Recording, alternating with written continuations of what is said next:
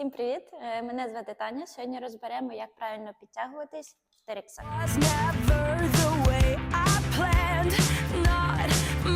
Перша, сама велика помилка, яку всі роблять, це починають вести тазом. Тобто це виглядає отак. От такого бути не має.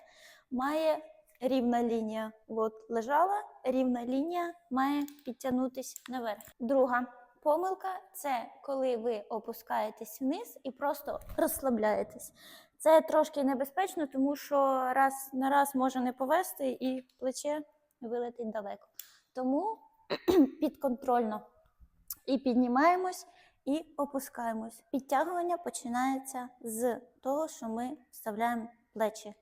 Ми зводимо лопатки разом і тягнемось грудьми в точку кріплення петель.